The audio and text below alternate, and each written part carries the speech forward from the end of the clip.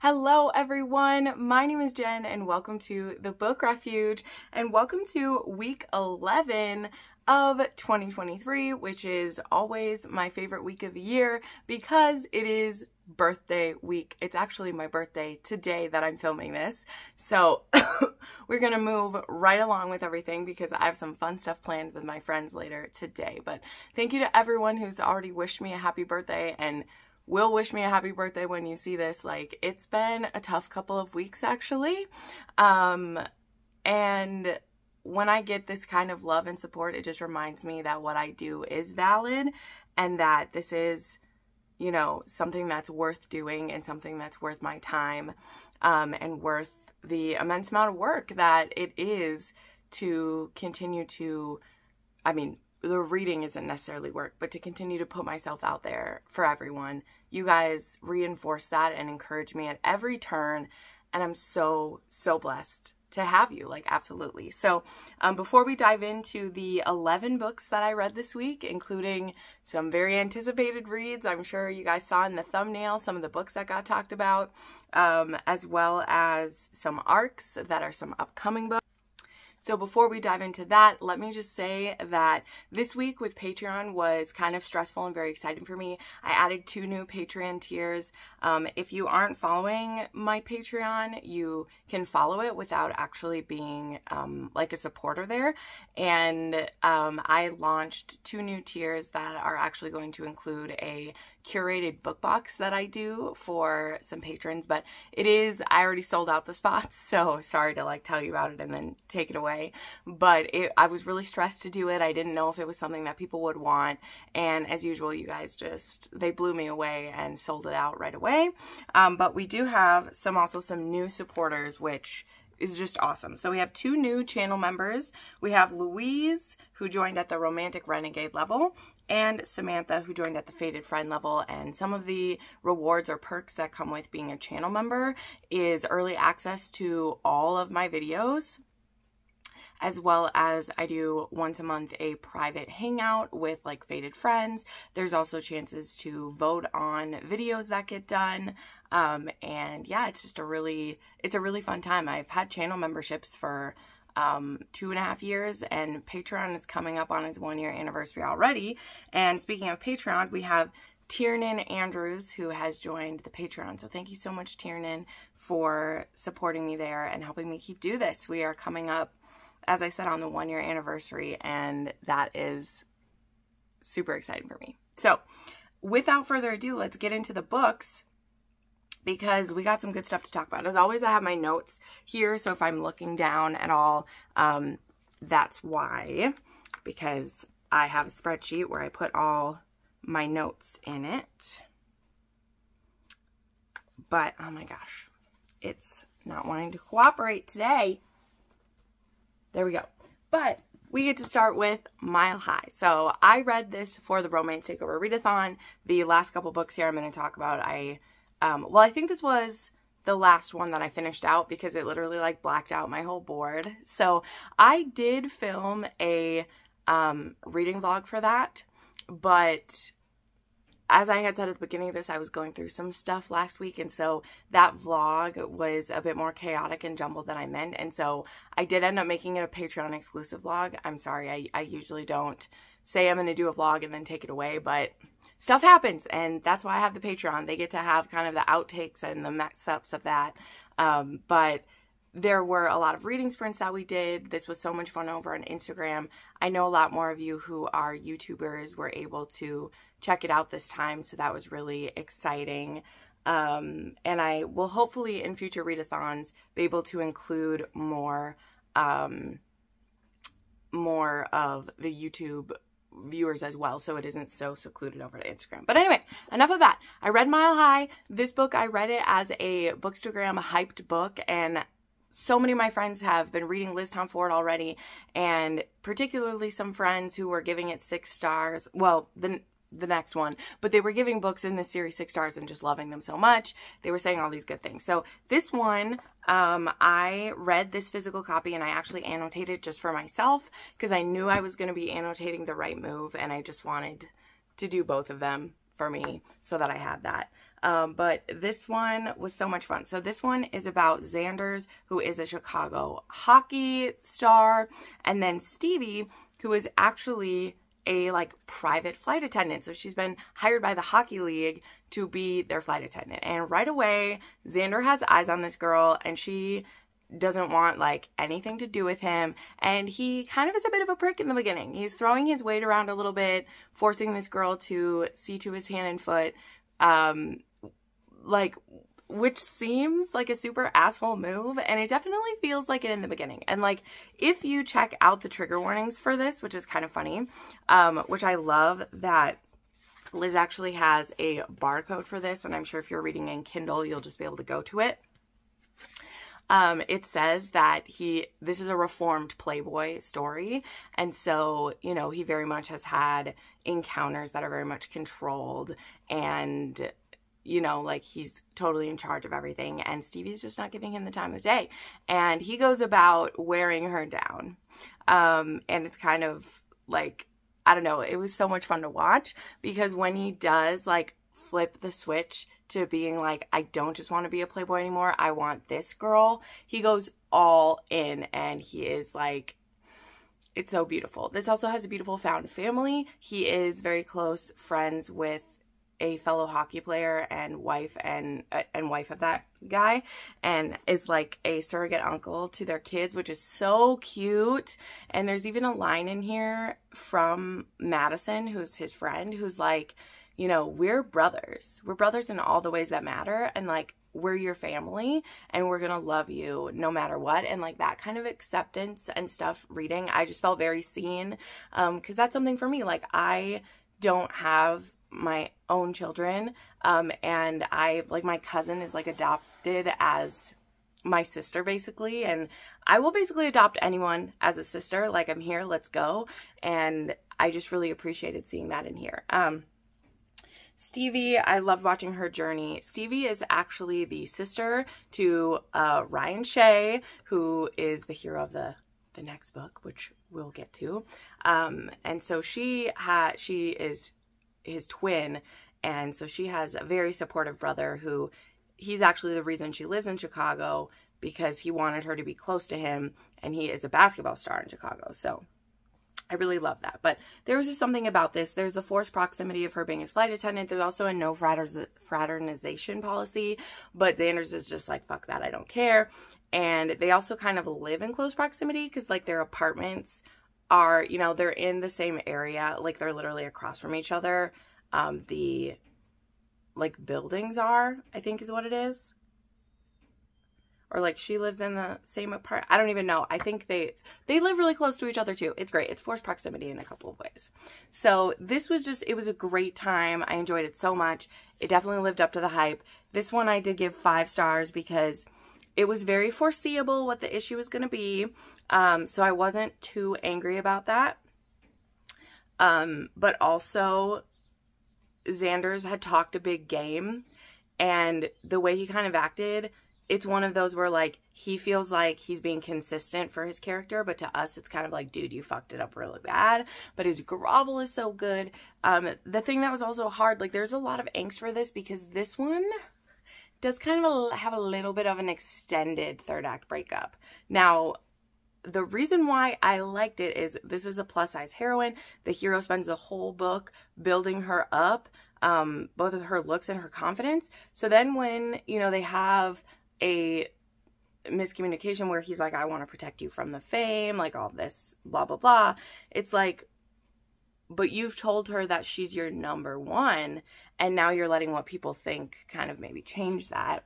Sorry, banging myself in the head. But it still worked out as a 5-star for me just because of how this author writes. Like, her heroes, I can say heroes, having had read the second one, she writes her heroes so well, and they're so well fleshed out.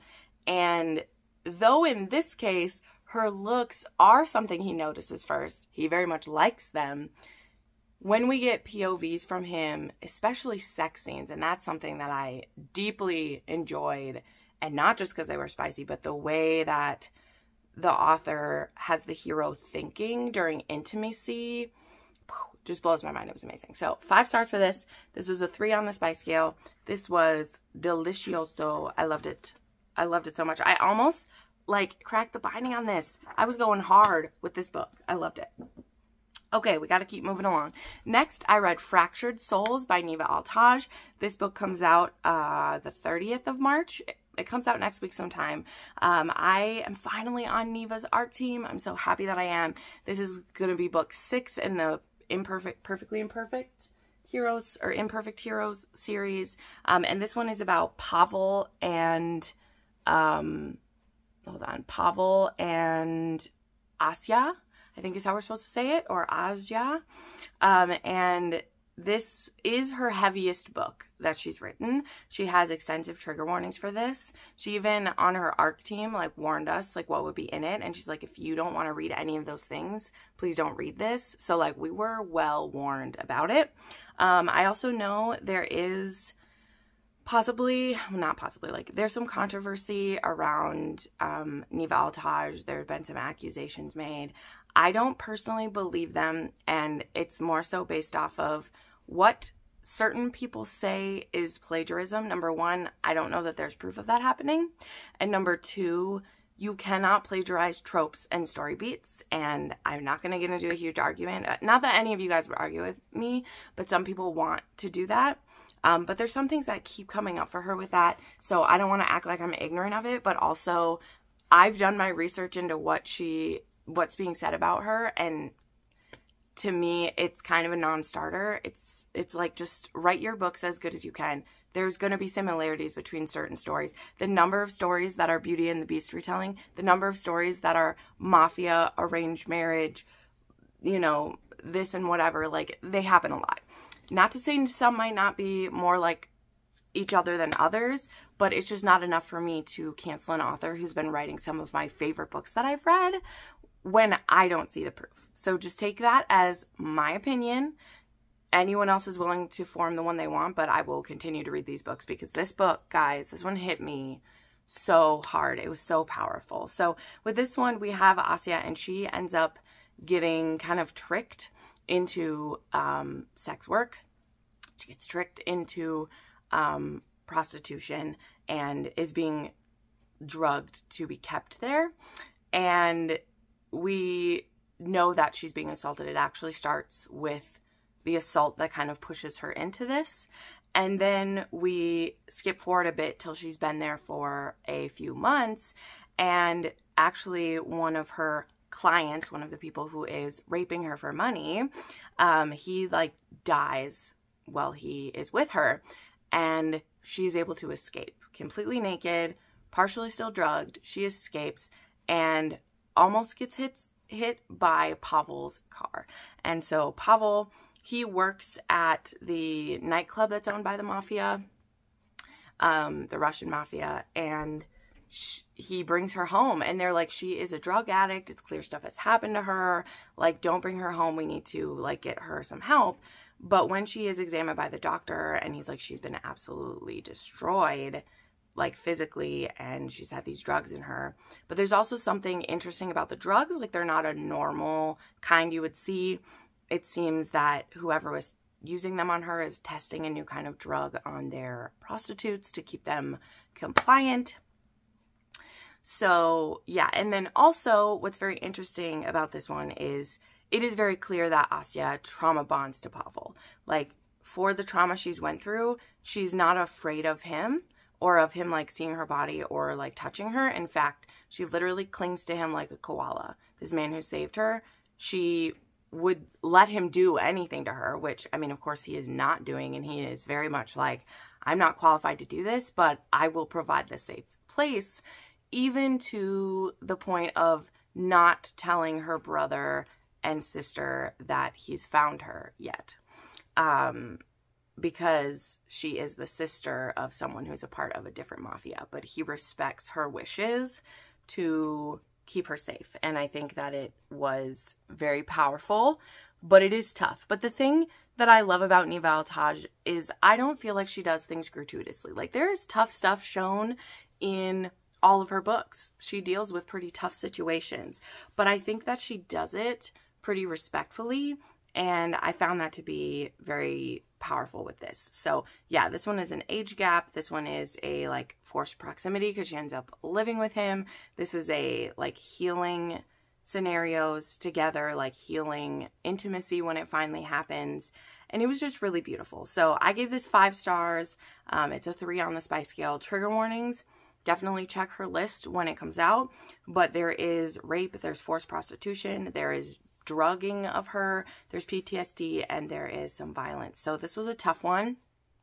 But her books are never very long, and she doesn't dwell in the hurt. We dwell in the healing. And I love that about her stories. All right, next I read a nice little quickie actually called Wed to the Ice Giant. I kind of needed something a bit lighter right after reading Fractured Souls, and I saw this pop up on someone's Instagram, and I've heard of Lila Faye before. She's written a couple like holiday novellas. I think there is a Halloween one and some of that. And this, she was doing this series with some other monster writers, and this one was Wed to the Ice Giant. And it is in this world where like these human women who them and their families are starving, they can be given in marriage to a giant, like not just a giant, to a monster. Basically, there's a marriage agency that does it, like some other series we've maybe heard of. And our heroine Lucy gets given to Aldrich, who is an ice giant king. And the ice giants, they have very few females, and the females they do have are non-monogamous. Like, they will basically, they get given everything they want in exchange for breeding. Like, they're like very well respected. It isn't a nasty thing. They are bred until they have a baby, and then the baby stays with the dad, and they get given riches and goodness, and they like that. But Lucy is a human woman, and she gets given to Aldrich, and there is size difference, there is lubricants needed to be used, and there is also a bit of a dark part where Aldrich has a brother who wants to take over, and part of that includes him wanting to take his brother's wife. And so there is an attempted assault that happens in here. But overall, this was fun. I'm really glad that I read it. And I would read more Lila Faye after reading this. So this was a 4-star for me, and it was a 2.5 on the spice scale. It was a spicy fun time. Next, I read The New Guy by Sarina Bowen. I'd forgot that this one was coming out, and I knew that this was a new series that was starting by her. And it is a spin-off from her hockey world, of course. So we actually start with our both heroes working for the Brooklyn Bruisers. Okay, so they both start this series working there, and one of them is kind of a like floater. He keeps getting traded everywhere, but he's been playing the sport for a long time, and he is in the closet. He came out of the closet once, and he was traded the next day, and so he very much is like, wow, I can't tell anyone. Also, his father very much keeps encouraging him to keep it a secret because his father is his agent, and he keeps kind of pushing him to keep it a secret, which is very sad. It's very sad to see and hear, but that is what is happening to him. It's a bummer. And then the other hero is a single dad, and he's a single dad in a really beautiful way. He's actually pretty young. He's only like 28, and he was married.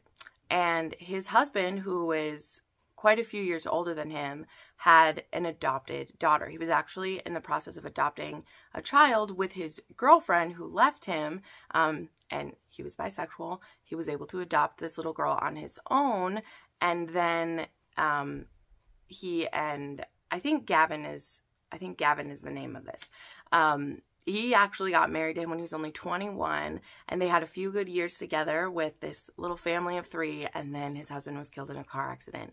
So he is a widower. He's only 28. Has, I think, a 7-year-old daughter who is his, adopted daughter. And he has started a job as a trainer, and he's an athletic trainer for the Brooklyn Bruisers. And he is obviously out, and, very accepting of who he is. But the way that this starts off is that he's just living in the city. His sister is living with them and helping him out with her niece, and he gets a night out, and he goes out to a bar, and he is going to hook up with Hudson. They meet at this bar, and they're going to go home together. And when Hudson realizes that they're going to the same building, he freaks out because he knows that people from work live there. And he doesn't say anything, but he literally sees where they're going. And when he's like, do you live here? And he's like, yeah, I live on this apartment. And he realizes that they are literally next door neighbors. They're the only two apartments on the same floor. And he's like, I've just outed myself to my new coworker. So when he goes to work the next day, he gets introduced to the new athletic trainer, and he feels like he's in danger of being outed. And so it definitely starts them off on a wrong foot, because Gavin is like, I'm not going to out you, but also, like, you made me feel like shit, and I have a daughter. Like, I don't need to be in a complex relationship like this. So it starts them off on the wrong foot. But this was a really beautiful story. It did have some heavier, like, themes, because it's dealing with, you know, one person struggling with, he feels secure in his sexuality, but feels like he has to lie for his career. And then the other guy is actually kind of in a struggle with his mother-in-law, who they don't think that he should be responsible for the daughter at all, because he's not blood related to her, but it's like they're not either, because she's adopted.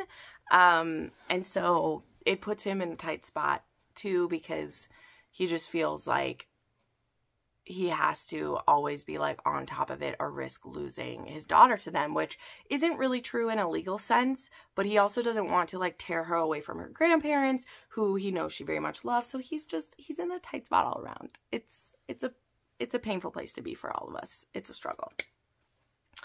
So this ended up being good. Sarina Bowen writing hockey, it's great. Like I said, we start at Brooklyn Bruisers, but we end up somewhere else by the end.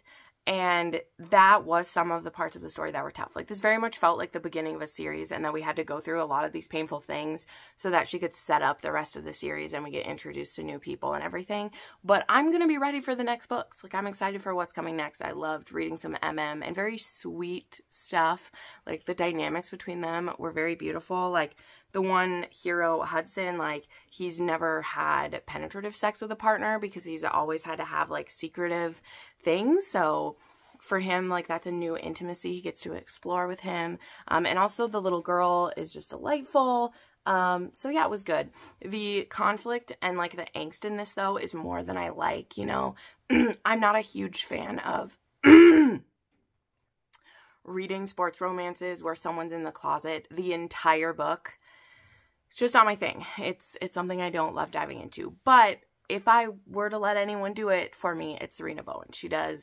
It hits different when she does it for me. So I gave this 4 stars. The audiobook was excellent. It had Teddy Hamilton and someone else as well. And it was 4 stars, a 2.5 on the spice scale. So yeah, there we go.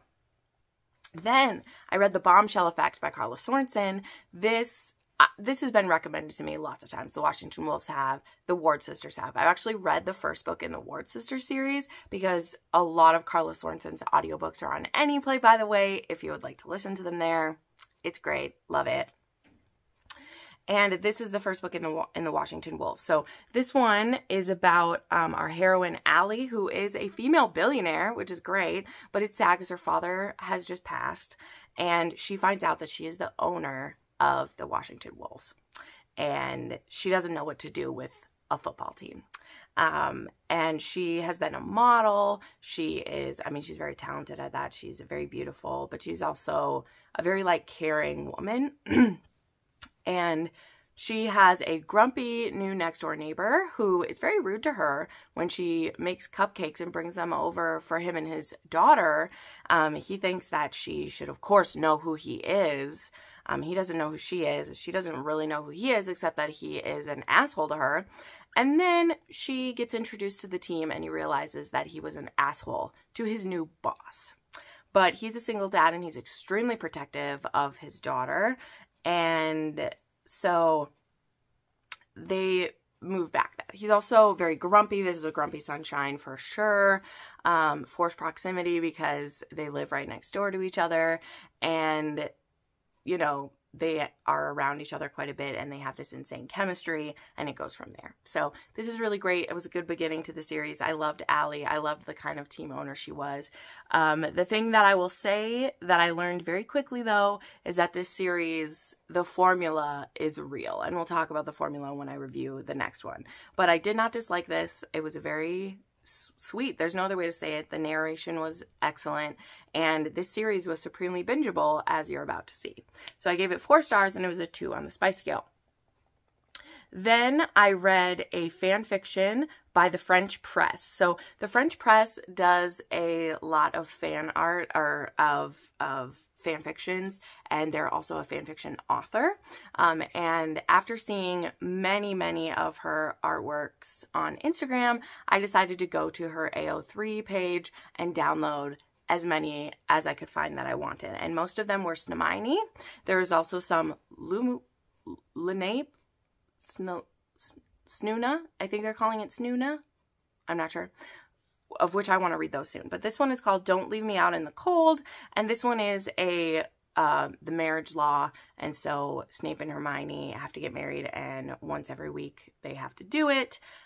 He's very grumpy. She's very reluctant. They very much keep it very clinical for the first couple months. And then slowly they start to be more into each other. And that was kind of cool seeing, because every week, you know, Snape would use a lubrication spell, and sometimes he would need to give a spell to himself to get it up to be able to do this. And slowly throughout this pining story, the two of them need less and less help to be able to get the job done. But there were some things that were weird about this one for me. So number one, like, the point of this marriage act is that they need to be trying to be making babies, and once a week they have to do it. But Hermione is very easily able to circumvent this just by taking birth control.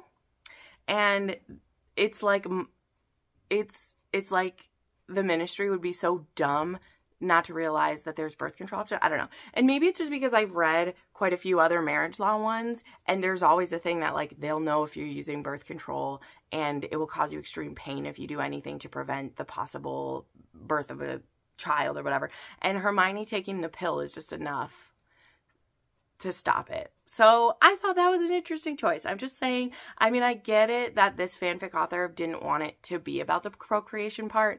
It's the, like, intimacy that, like, they still have to do it even if she was able to put up a goalie, you know? And this was a short fanfiction, and it was so slow. But from what I can tell of this fanfic author, just from, like, the art she does and the things that inspire her, she's very inspired by, like, Jane Austen and, like, historical romance, and so I feel like the slow burn part of it is just part of her style. But I did not dislike this, and if you are a Snamini fan, you will like this. There's caretaking, there's some really beautiful scenes, and when they start to have feelings for each other, that was really great. But as usual, we didn't get enough of that. So it was 4 stars, and it was a 2 on the spice scale. All right, then I read The Arc of Highest Bidder by Sarah Kate. Now, I mean, I know that I wanted this. I was extremely excited, but I didn't remember where I signed up from this from, and I didn't get an email from a PR company where I got this. So I think I just got sent this from Sarah Kate, and also because, like, I've read arcs of all the other books, so that's fine, but I, like, didn't get a confirmation of, like, which PR company sent this to me, but of course I was gonna read it immediately and get it. So we are back with Salacious Club after a little bit of hiatus, which is totally fair because Sarah Kate got all 4 books in the beginning of that series pumped out last year, and it was intense. Like, it was a lot getting all of those pumped out. So I completely understand that she needed to take a bit of a breather, you know, before getting some more out. So this one is book 5. This one has a beautiful Wander Aguirre on the cover. He's just so sexy. So happy that he was on the cover of this book. And this is a daddy kink romance. Now, it's not super heavy, and I'll explain the aspects of it, because it is just kind of in name only, and then, like, the caretaker and, like, kind of sugar daddy aspects to it. So if you don't like DDLG, that there's none of that in here, and he's a very kind of, like, soft daddy, if that makes sense. So It's good though. But this is Ronan and Daisy. Daisy is a server and waitress at the Salacious Players Club. She's 21 years old. Ronan is in his 50s, and he is a widower, and he is a lone wolf type character, and he's actually best friends with Eden, Madam Kink, who I cannot wait for her story. I'm so excited for her story. It's gonna be great. But they're best friends, which I really loved, and so they don't play together, but they will play together sometimes, like share a sub, and I really liked how they were written. I really did. And Ronan was he was so perfect, guys. Like, I really, really loved him. He was so sweet and caring, and the reason this is highest bidder is that there is a bet that Daisy loses, and the bet is that she has to go up for the auction that happens. It is an auction that happens kind of like to raise proceeds for the club and to raise proceeds for like charity. But if you're in it, you actually win like 10% of whatever you go for. And so she gets put up there, and Ronan doesn't like the look of the other guy who's bidding on her, even though he doesn't seem like a bad dude. So he ends up winning, and it's winning a date, and he actually isn't planning to call it in at all. He's not planning to call in this date, but he says, I'll take a rain check, and well, maybe. And so she's like, okay, that's weird. He bid on me and doesn't want me, but she didn't really want to do this auction anyway, so it's fine with her. Then, he is like going for a walk at night, and he discovers that she is living in her van, and that greatly disturbs him. So he brings her home with him to his penthouse and is like, you're going to stay with me. You're not going to be sleeping in your van. That's extremely dangerous. And she, at this point already, kind of starts like baiting him a little bit, because maybe not even really meaning to, but she is pretty attracted to him, and he's like, nothing like that's going to happen. I'm going to give you a safe place to stay. It's going to be good. But she starts teasing him by calling him daddy, like, okay, daddy. And he's like, don't call me daddy, because that's going to get a reaction that you don't want to get. And she's like, whew. And then he decides to call in his date, and instead of just taking her out for a night, he's going to take her to Paris instead. Which I think is kind of beautiful at the same time. So then things start to escalate from there. So yeah, so it's a romance between the two of them. He has been hurt before. He's had loss before. He was widowed very young. He lost his wife and child, and that happened in like his 20s. And so he's kind of always been a little like hurt from that. And so there's been other people that he has loved, but none that he could really like fully commit to them the way that they wanted to. But he's starting to feel that about Daisy. However, he is like wary. He's like, I know that I'm wealthy, and I know that he's aware of his tender heart, which I loved. Like, he's aware that he has a soft spot for women in need. Like, he knows that, and he's been taken advantage of before. And I appreciated his caution that it wasn't unfounded, because he's a wealthy, sexy silver fox, and he has some daddy kink love, like little baby girl love in him. And so a woman could take advantage of him. And I like that he was aware, but also still willing to try. And so this was really beautiful. And there were some like heavier aspects looked at, like grief. Our heroine is also, she recently lost her mother due to cancer, I think it is. And so there are some of those things that we're working through. I think Sarah Kate does a great job with that. And I think that most people are not going to have any problems with this. Like I said, the daddy kink is pretty light. He is a pretty soft daddy, if I would say that. Like, there isn't like lots of like pain or impact play or like punishments. There's more like punishments happening in this. And it was really sweet. I ended up giving this one 4 stars. And there were 2 things that were kind of detracting for me. One, for the heavy issues that we were taking on, this book did not hit me as hard as the last 2 did. I was very moved by Give Me More and Mercy. Like, they both, you know, Give Me More was dealing with some issues that are very powerful, and Mercy was kind of like bookending that first chunk of the series, and I really liked that. And this one, it had a lot of heart, and it was just really beautiful. And again, I think that's going to be enough for people. Absolutely.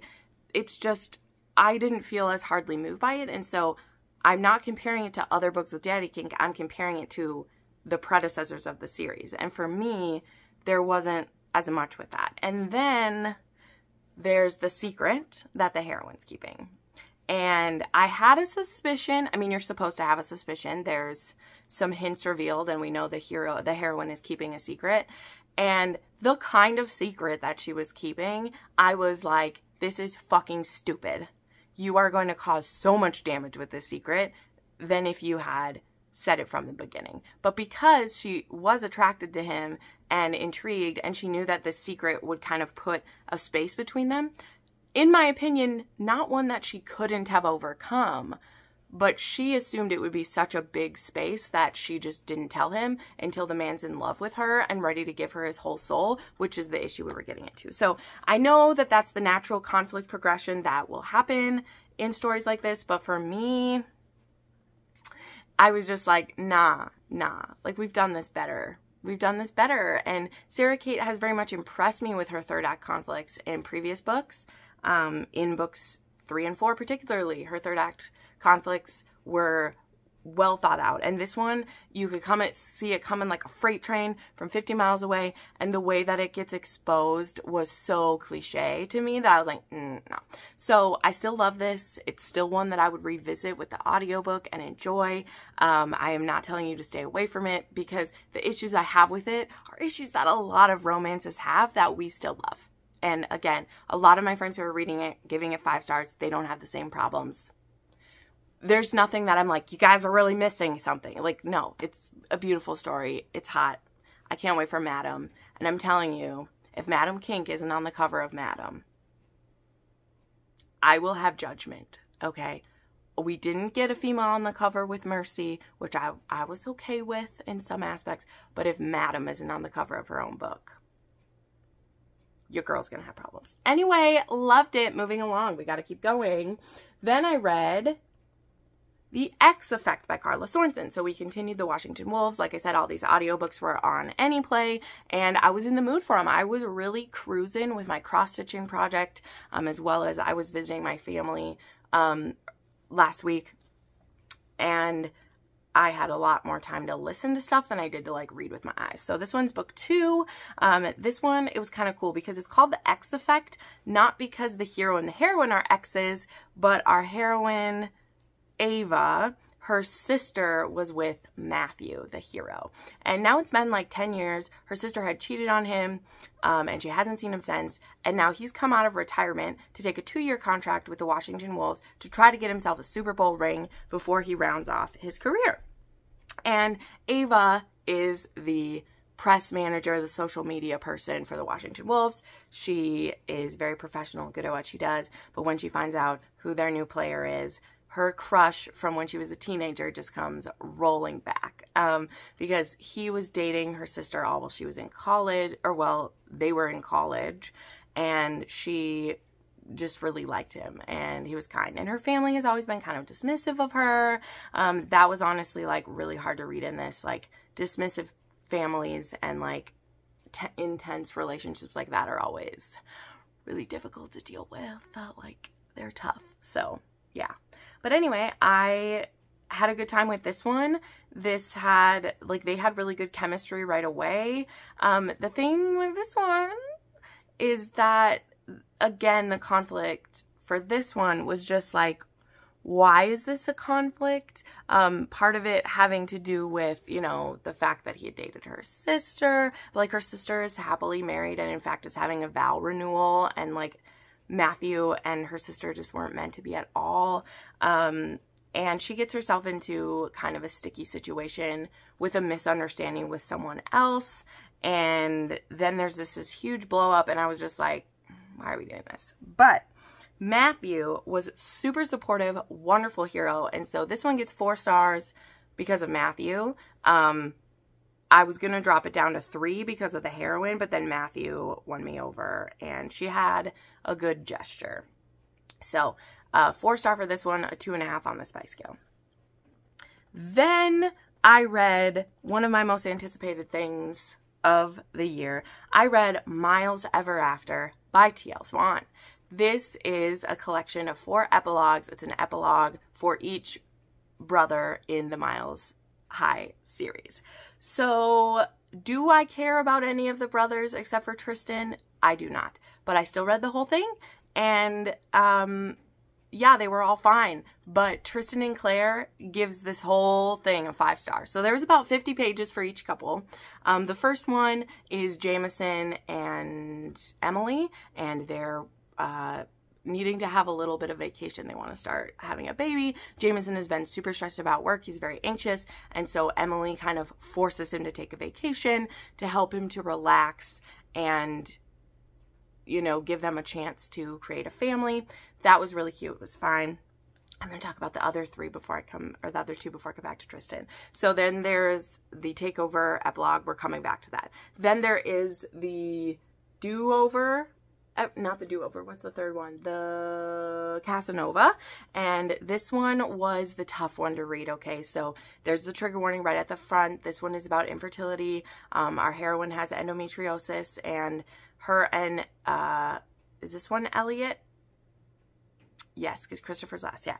And Elliot, and at the beginning of this epilogue, she is asking him if they can start trying, and he's like, I don't want you to be destroyed by this. So they agree to try naturally for a certain amount of time, and then they are going to try IVF for a certain amount of time.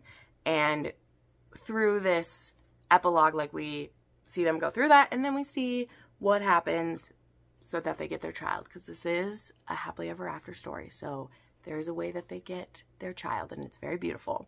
But it was really hard to read. And it also, because it's an epilogue and it's only 50 pages, and we are just tripping through literal, like, years with this couple, that one felt honestly the most, like, disjointed of all of them, as well as it's being very painful because infertility and, like, struggles with childbirth or struggles with pregnancy is, like, really tough for me to read. So it was just like we were zipping by it type of thing, you know?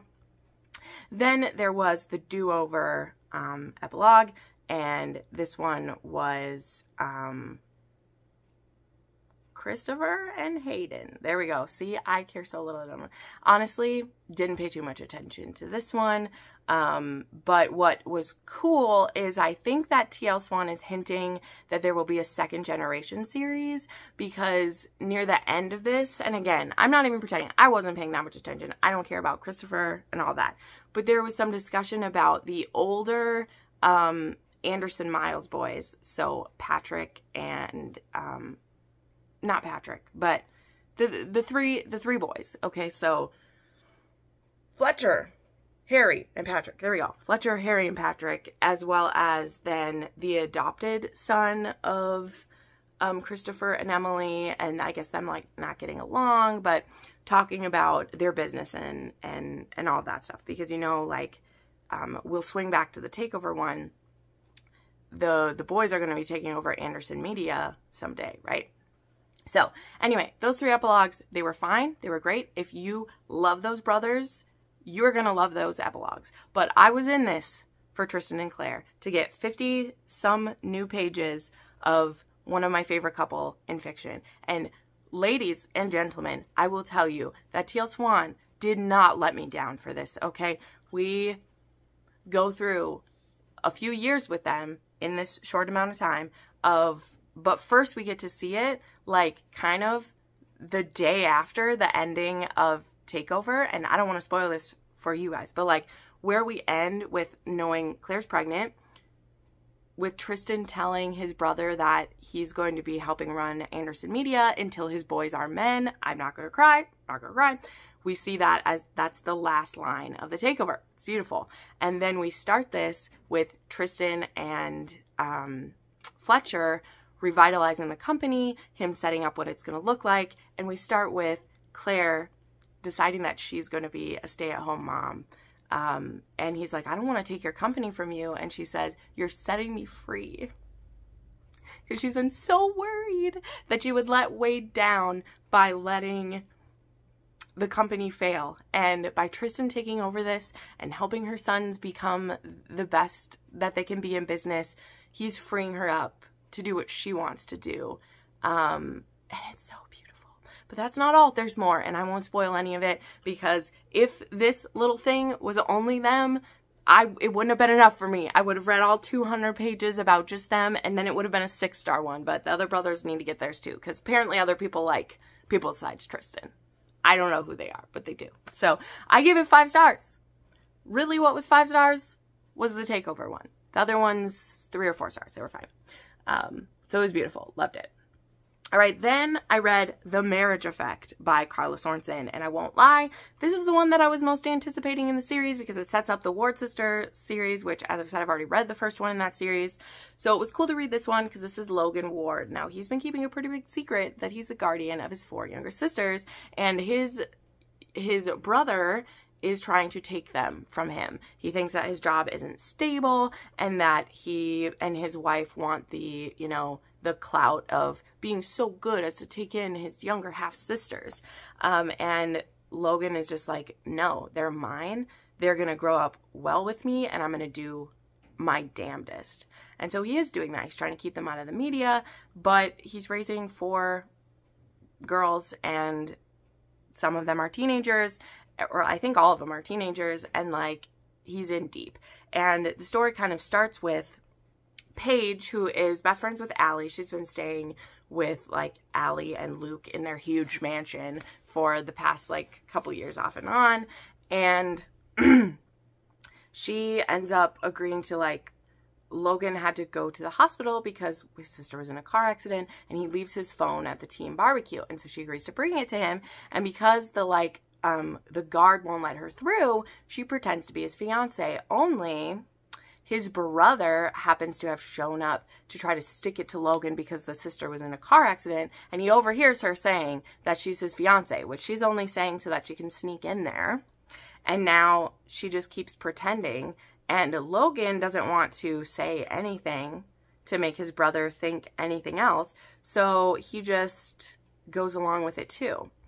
And then there's 2 other reasons why this ends up being the marriage effect.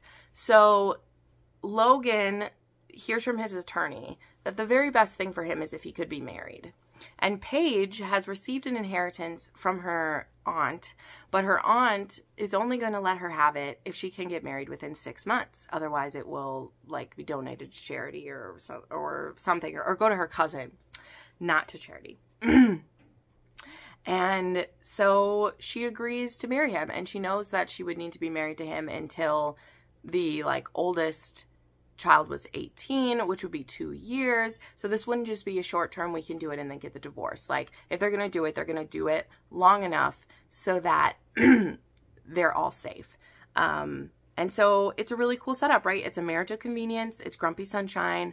It's a hero being a guardian to his 3 younger sisters. And there are some scenes from Focused, which is the Ward Sister series that we see in here, because we see Molly, I think her name is Molly, making some bad decisions that almost get her brother, well, they cause problems for her brother and sister-in-law.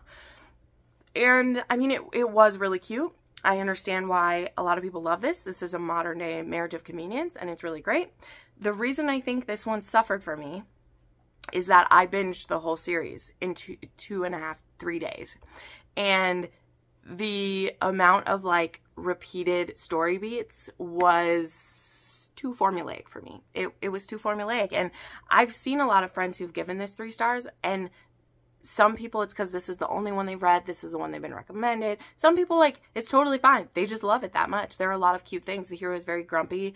It's very much him resisting her a lot. Like, the heroine's like, why can't we be having sex? Like, we're going to be married for 2 years, and we're not going to cheat on each other because we don't want the media to see. Why can't we do this? And he's just like, in his head, it's like, if he falls for her, it'll be too hard. If he loves her too much, like, it'll be too hard to get a divorce. And like, in scenarios like this, it's always a thing where like, why are we going in planning to get out? Like, why are we diving in planning to get out? Well, it's supposed to be because Paige can never stick to anything, so we don't expect her to like stick around. But I don't know. His reasons for holding off for so long were kind of frustrating, and then they finally give in, and then immediately there's a roadblock that causes a 3rd act breakup. And that happened in all 3 of these books. As soon as the hero and the heroine would have sex for the first time or give in for the first time, something broke them up. And to me, that has to do with that these books were only each about 250 pages, and that the author was like, they're together, oop, now they have to have something stop them, and they were over. You know, someone put up a really cool post like, someone tell the romance authors, not all books need a 3rd act breakup. And y'all know it, the books of mine that are 6-star books that are my favorites, they don't have third act breakups. And this one was so formulaic, I just couldn't get over it. I was like, really? Like, I could call every beat of this story all the way through, and I just got irritated. So I was a little sad, but I still see the point. I see why everyone loves this one so much.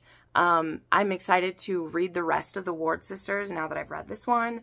And it's just a personal thing, and it has to do with reading too many damn romances that do things the same way. You know? It happens. So I gave this one 4 stars. This one was only a 1.5 on the spice scale.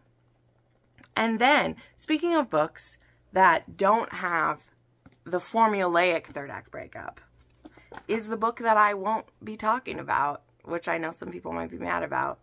But I read The Right Move by Liz Tom Ford. But this book is a Patreon exclusive review, so sorry. No, I'll say a tiny bit because I know a lot of people want me to read this, and I hate being the bitch who's like, you'll have to pay to see it, but it's also, people pay me to see that, so I have to be true to that. So, I gave this book 6 stars. I absolutely adored it. I completely understand why everyone loves it. I loved Indy and Ryan. They were so beautiful together. Ryan is very guarded, but he is a very tender-hearted man, and it's beautiful. And he's aware of his tender heart. And part of the reason that he's put up such this shell, he's put up this persona, is he knows, he's aware of his own soft underbelly, which I love. And I really just appreciated that about the story. Also, he's the hero that once he's in, he's all the way in.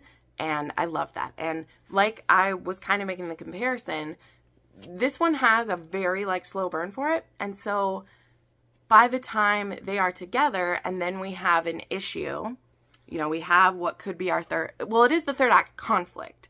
It didn't become a third act breakup. So I think too, we just need to kind of like disconnect those two from each other. You should have a third act conflict in a story. That's like, you know, that is part of 3-act structures. Like, you have a conflict, but it doesn't have to be a third act breakup. You know, I use the example of Heartless, which I absolutely adore. You know, that one does that so perfectly for me. Like, we weren't breaking up, but we needed to take a minute, and that's kind of what happens with this. So that's all I'm going to say about The Right Move. I will have a long and detailed review up for my patrons very soon, but this is a 6-star book, so I'm sure you guys will end up hearing more about it later because I'm going to talk about my 6-star books all the time, but I do need to give my patrons the exclusive first. So there we go. Those were all the books that I read in the last 7 days. So thank you so much for watching this. Again, thank you for all the birthday wishes and the love. It means so much to me. Thank you to everyone who sent me books and well wishes and cards. I feel so loved and warm and cozy. So thank you so much. So thank you for watching, and I will see you in the next one. Bye.